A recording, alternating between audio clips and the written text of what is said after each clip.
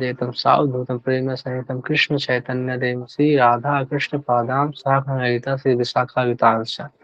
हे कृष्णा करुणा सिंधु दीन बंधु जगतपते गोपेश गोपी कांत राधा कांत नमस्ते तप्त कांचन गौरांगी राधा वृंदावनेश्वरी कृष्णानुसुते देवी परमामि हरिप्रिय पांचा कल्पतरुभिक्षा कृपा सिंधु वैशक्तितानां पावनेभ्यो वैष्णव्यो नमः। जय श्री कृष्ण चैतन्य प्रभु नित्यानंद श्री अद्वैत शिवासि गौर भक्त हरे कृष्ण कृष्ण कृष्ण हरे हरे हरे राम राम राम हरे हरे। श्रीमद् भगवद गीता की जय, श्रील प्रभुपाद की जय। तो हमारा जो श्लोक है, मैं एक बार देखता हूँ।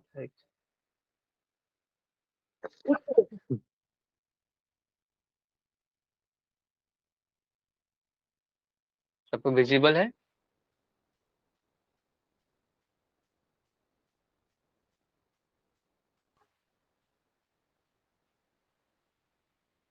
तो हमारा जो श्लोक क्रमांक है 22 है।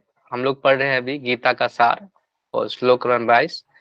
तो इस श्लोक इस प्रकार से, वंशांस जनानि यथा विहाय नवानि गृह्णाति नरोपराणि तथा शरीराणि विहाय जीर्णानि नयानि संयाति नवानि देहि।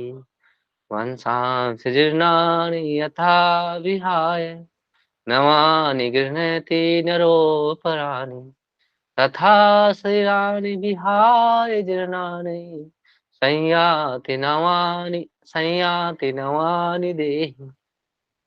वंशांसि जीर्णानि यथा विहाय नवानि गृह्णति नरोपराणि तथा शरीराणि विहाय जीर्णानि नयानि संयाति नवानि देहि। और क्या पढ़ना?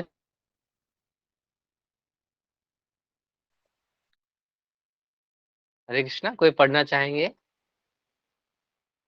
यस प्रभु जी।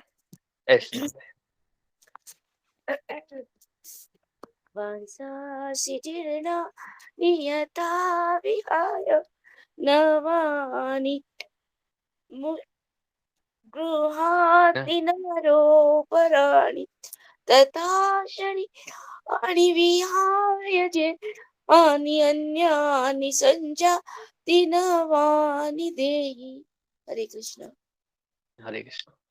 तो इसका जो हम अनुवाद पढ़ेंगे, इसमें बोल रहे हैं, जिस प्रकार मनुष्य पुराने वस्त्रों को त्याग कर नए वस्त्र धारण करता है, उसी प्रकार आत्मा पुराने तथा व्यर्थ शरीर को त्याग कर नवीन भौतिक शरीर धारण करता है।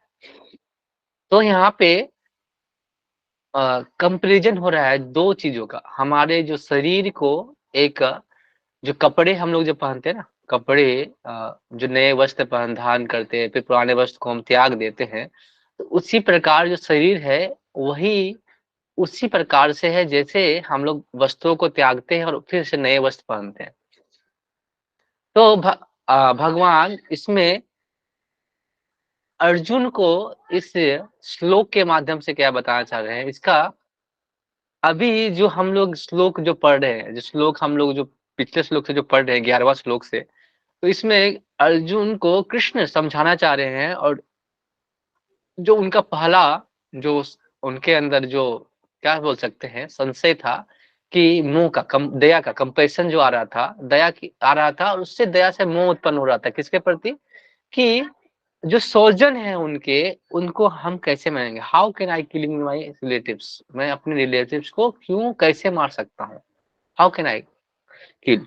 तो भगवान यहाँ पे बता रहे हैं कि जो आत्मा है वो अविनाशी है, अविनाशी है। पहले श्लोक में, इसके पहले के श्लोक में बता रहे हैं कि जो आत्मा को कोई मार नहीं सकता, ना को मरवा सकता है, और अविनाशी है, अपरमय है, पहले उन्होंने बता दिया। अव्ययी है, ये भी बता दिया। उसके अलावा जो शरीर है वो चाह के भी हम उसको बचा नहीं सकते, वो विनाशकारी है, वो विनाश होगा ही। आप किसी भी सिचुएशन में उसको रोक नहीं सकते। तो यहाँ पे जैसे हम लोग पुराने वस्तुओं को जब पुराने हो जाते हैं तो उसको हम अलग कर लेते हैं, तो पुराने वस्त्र के साथ हमारा ऐसा नहीं है कि पुराने वस्त्र हमें जरूरी है, हमको हमारे लिए वस्त्र जरूरी है, लेकिन ऐसा नहीं कि हम परमानेंट रिलेशनशिप में आ गए उसमें, क्योंकि अगर वो वस्त्र नहीं रहेंगे तो हम जिंदा नहीं रहेंगे, ऐसा स्थिति तो नहीं है। ऐसा तो परमानेंट रिलेशनशिप तो नहीं है हमारे साथ उस वस्त्र का, क्योंकि वो वस्त्र अगर हम त्यागेंगे पुराने वस्त्र, तो नए वस्त्र हमको प्राप्त होंगे, उससे अच्छे वस्त्र प्राप्त होंगे। उसी प्रकार जब हम इस पुराने शरीर को त्यागते हैं, तो भगवान के अप भगवान हमें अपने कर्मों के अनुसार हमें वो एक नया शरीर आपको मिलता है। ये शरीर का 3 अवस्थाओं में शरीर जो है अवस्थाएं प्राप्त करती है, क्योंकि ये परिवर्तनशील है, चेंजेबल है। पहले बाल काल आता है, कौमार अवस्था आता है, फिर मृत्यु आती है, वृद्धावस्था, फिर मृत्यु आती है। ऐसी अवस्था पार करके ये शरीर क्या होता है, पूरी तरह से खराब हो। जैसे हम कोई नया वस्त्र खरीदते हैं तो क्या रहता है, पहले वो उसको बहुत चमक रहता है, तो धीरे-धीरे से हम लोग साफ करते हैं, पहनते हैं, बार-बार पहनते जाते हैं, क्या होता है, धीरे-धीरे वो क्या होता है, हट जाता है। तो हम क्या करते हैं उसको, फिर भी हम बहुत लोग क्या करते हैं, उसको सील के प्रयास करते हैं। जैसे हमें कोई भी रोग होता है, तो हम भी प्रयास करते हैं कि उस रोग को बचाने के प्रयास करते हैं, शरीर को बचाने का प्रयास करते हैं, लेकिन हमको पता है कि ये शरीर कितनों हम प्रयास करें, एक दिन इसको त्यागना पड़ेगा। जैसे पुराने वस्त्र को हमको कितनों भी आप उसमें सिलान करके पहने, सियन करके कितनों भी आपको पसंद हो वो वस्त्र, लेकिन वो क्या करेगा, बाद में उसको आपको त्यागना ही पड़ेगा, क्या कि एक ऐसा समय आएगा कि वो आपको पहनने लायक नहीं रहेगा। तो ये भी शरीर वैसा ही है। तो यहाँ पे दो हम लोग जानते हैं कि अगर हमारी मृत्यु होती है तो वो हमारा अंत नहीं है, एक शुरुआत है, एक नए नए जर्नी का शुरुआत है, नए सफर का शुरुआत है। तो री इनकारनेशन एक होता है ट्रांसमाइग्रेशन, इसमें होता है रीइंकार्नेशन मतलब पुनर्जन्म और प्रवास। तो 2 शब्द है, इसके माध्यम से हम जो आत्मा की जर्नी के प्रयास करेंगे जानने के। जैसे ये दोनों शब्द एक जैसे हैं। जैसे हम पुनर्जन्म की बात करते हैं कि हम इस जन्म में क्या है, इस जन्म में हम इस शरीर को प्राप्त हुआ है, तो अगले जन्म में जब जिस प्रकार कोई जैसे प्रवासी पक्षी के बारे में सुना होगा, ट्रांसमाइग्रेशन बर्ड्स बोलते हैं उसको। वो क्या करते हैं, सीजन के अनुसार अपने जगह को, प्रवास को बदलते रहते हैं। तो उसी प्रकार भी आत्मा है, ये हमारे जो जो शरीर है, वो परिवर्तन के अनुसार जिस परिवर्तन होते रहता है। शरीर जब खत्म हो जाता है तो आत्मा वहां से निकल के एक नए जर्नी की ओर, नए शरीर की प्राप्ति की ओर जाती है। तो उसी प्रकार जैसे प्रवास करते हैं ना पंछी कि कोई सीजन होता है, वो बहुत सारे माइग्रेटरी बर्ड्स आते हैं, आप देखे होंगे कि हर एक सीजन में नए नए पक्षी आके ऐसे दूसरे जगह पे प्रवास करते हैं। तो इसी प्रकार ये हमारा जो शरीर है वो एक जगह पे छूट जाता है, और वो ही जो आत्मा प्रवास करते रहता है अलग अलग शरीरों में, उसका वो एक सफर, एक जन्म और मृत्यु कोई ऐसा कुछ रोकने वाला सफर नहीं, इनिशियल पार्ट नहीं है। वो कौन सा पार्ट है, वो एक सफर का पार्ट है। एक सीजन खत्म हुआ, एक एक ये शरीर का काम कर्म, ये शरीर का पूरा जो समय था वो खत्म हुआ, उसके बाद वो नए शरीर की ओर जाते हैं। तो ये नेचुरल कैलामिटी है, जो नेचुरल कैलामिटी से जैसे हमारा शरीर खत्म होता है, वैसे भी हमको फिर को उसकी मृत्यु प्राप्त होती है। उसी प्रकार जो माइग्रेटरी बर्ड्स से ही वैसे प्रवास करते हैं। तो ये पुनर्जन्म और प्रवास एक जैसे से है। तो जो आत्मा है वो करती है, एक शरीर प्राप्त हुआ, दूसरा शरीर प्राप्त करते हैं, और ऐसे चलते रहता है। लेकिन जो इनिशियल जो पॉइंट है, जो इनिशियल पार्ट है, पॉइंट है, अब बता है कि जन्म मृत्यु में आपका शरीर शरीर मर रहा है और जन्म ले रहा है, लेकिन जो जो हमेशा से क्या, इनिशियल पॉइंट में हमेशा से वही स्थिति में क्या है, आत्मा है। तो हम कहे जान सकते हैं कि अगर आत्मा शरीर छोड़ती है, 3 अवस्था में छोड़ती है सर, मतलब 3 अवस्था में हम जान सकते हैं। पहला क्या है, आत्मा पहले पहले क्या करती है, शरीर को छोड़ती है। उसके बाद क्या करती है, वो नए वो उस दूसरे स्तर में जाके नए नए नए शरीर को प्राप्त करने के लिए क्या करती है, जाती है, स्टेज पे जाती है।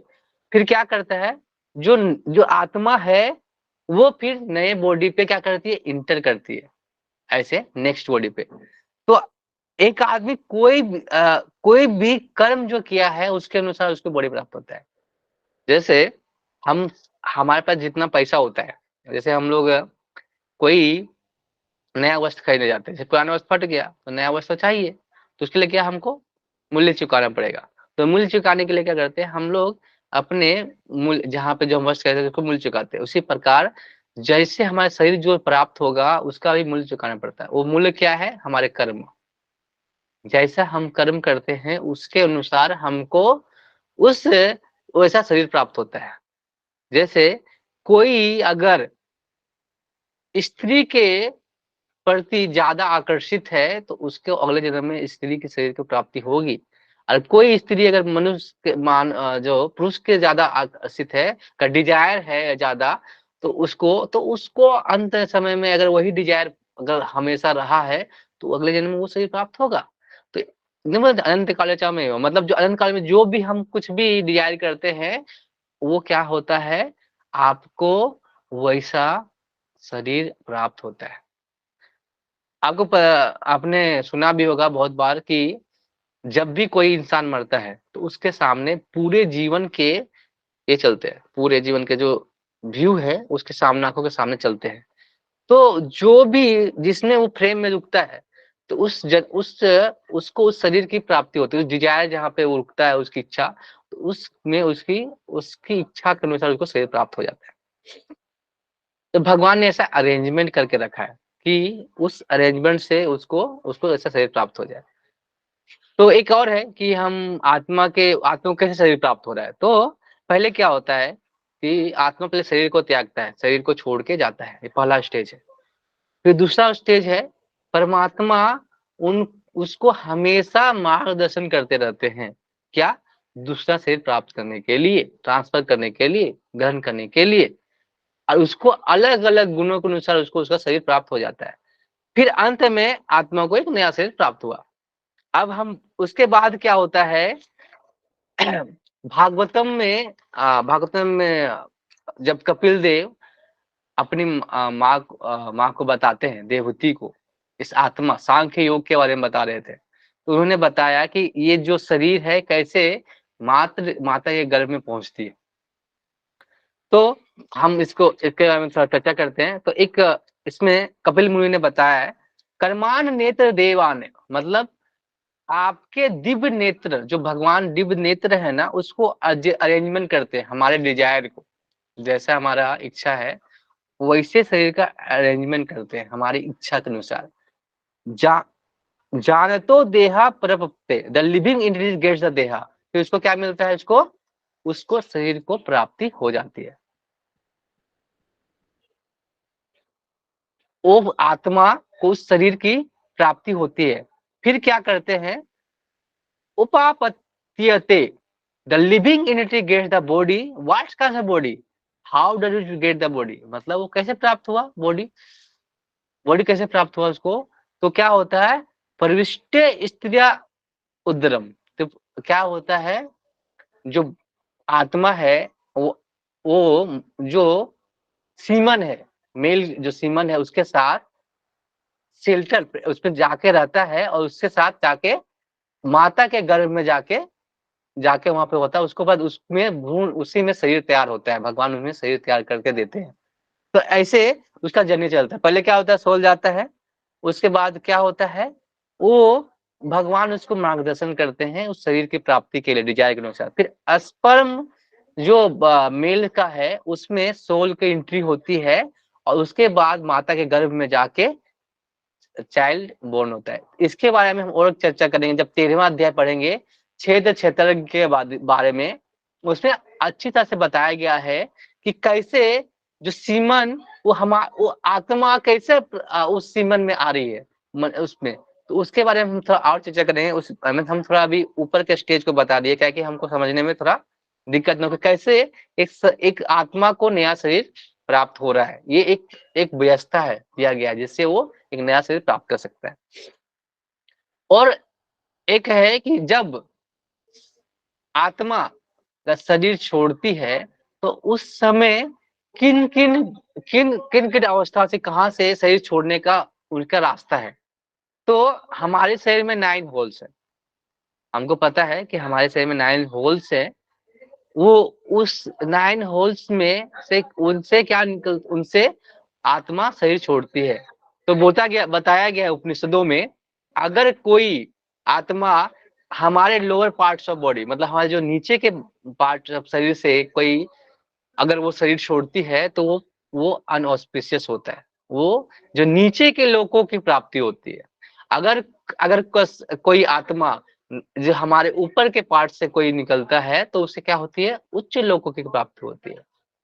तो वही अर्जुन को समझना होगा कि अपने कर्मों के अनुसार जो आत्मा है, उस शरीर को छोड़ के उस लोगों की प्राप्ति हो जाती है। तो हमें उसमें शोक करने की क्या जरूरत है, शोक करने से फिर क्या हमें प्राप्त होगा।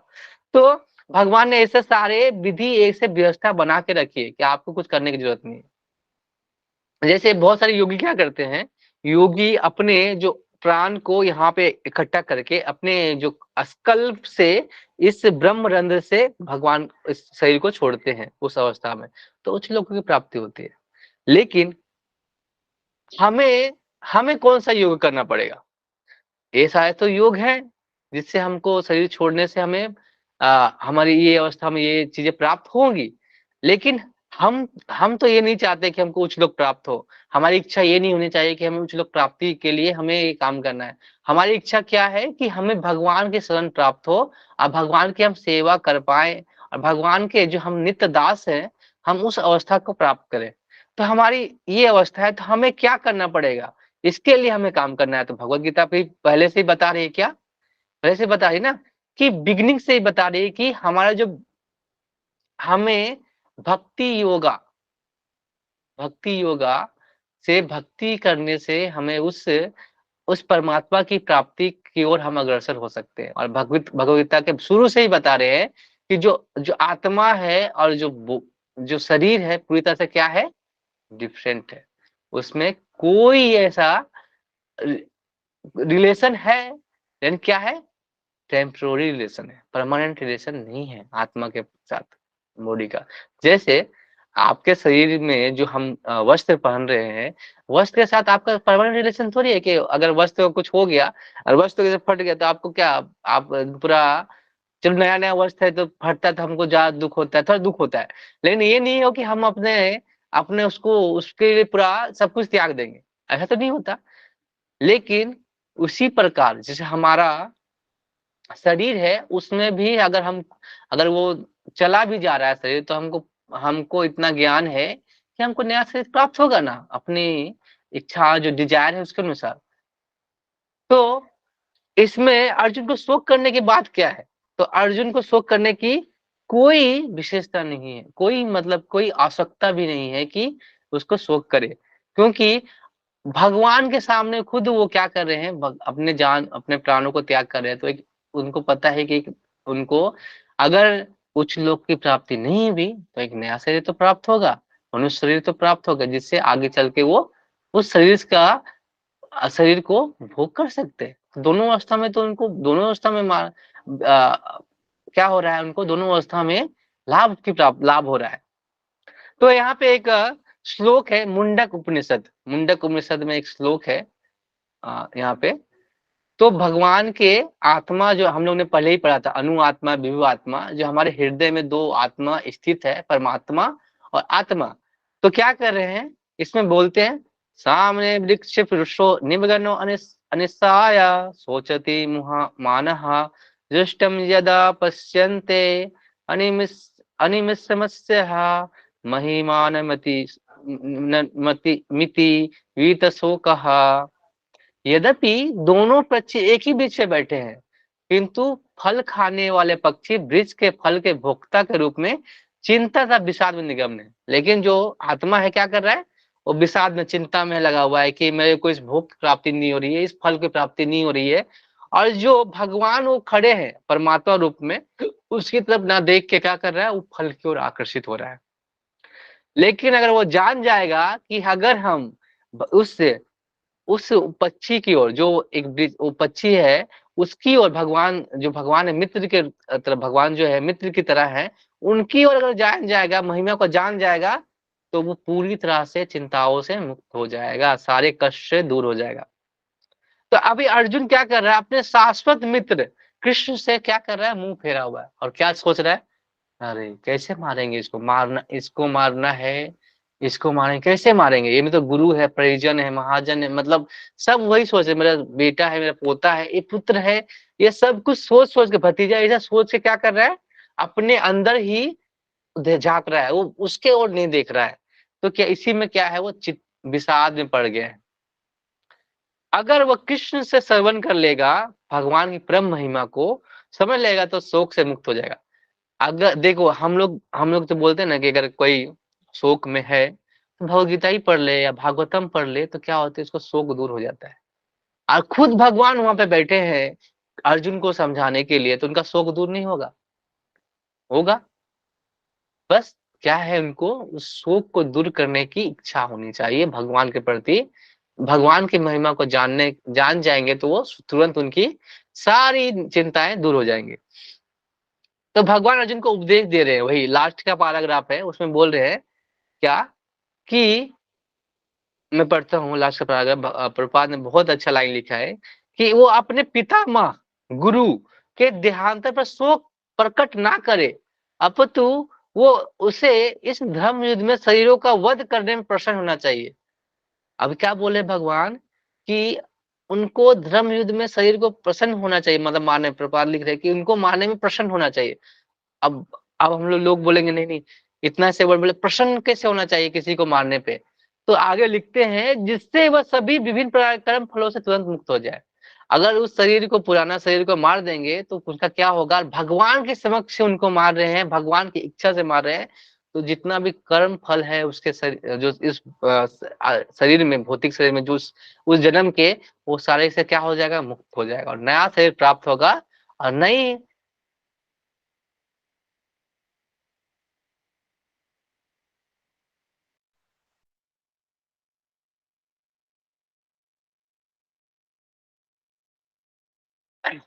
तो आगे हम लोग पढ़ते हैं, बल वेदी पर यह धर्म युद्ध में प्राणों को अर्पित करने वाला व्यक्ति तुरंत शारीरिक पापों से मुक्त हो जाता है, उच्च लोक को प्राप्त करता है, अर्थात अर्जुन को शोक करने का युक्ति संगत नहीं है। तो, हमें समझना चाहिए कि जो धर्म युद्ध में जो कि प्राण त्याग करेंगे, वो सारे शारीरिक जो पाप है उनसे सीधे मुक्त हो जा रहे हैं, उच्च लोक को प्राप्त हो जाता है। अर्जुन को शोक करने का कोई युक्ति संगत नहीं है, शोक करने का कोई तात्पर्य नहीं बनता, कि वो उससे शोक करे और उसको ना मारे।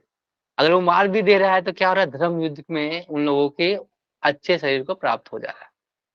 तो दोनों में तो ये लाभप्रद है, दोनों के लिए।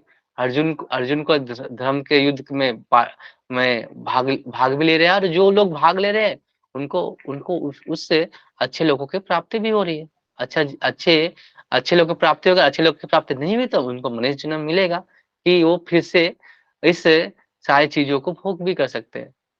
तो उसको उसको उसको दोनों अवस्था में हम उसको शोक करने का कोई कारण ही नहीं बनता। हरे कृष्ण। तो किसी का कोई सवाल है, या कुछ में कुछ दिक्कत हो रहा है, तो पूछ सकते हैं। हरे कृष्णा माता जी।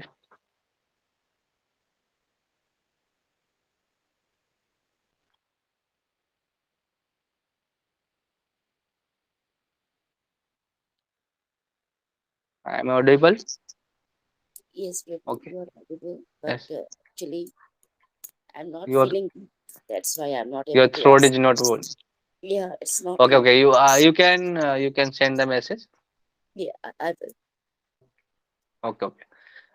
अभी इसका समरी थोड़ा देख लेते हैं कि क्या बोलना चाह रहे हैं इसमें। तो कृष्ण मुख्यतः रूप से इसमें बताना चाह रहे हैं कारण, कि अभी अर्जुन बार बार जो स्वजन के शरीरों के बारे में बात, मतलब स्वजन को बचाना चाह रहा है, तो वही बार बार उनको समझाने का प्रयास कर रहे हैं, कि जो ये शरीर है, जो आत्मा को जो आवरण है, एक कपड़े की भांति है, वस्त्र की भांति है।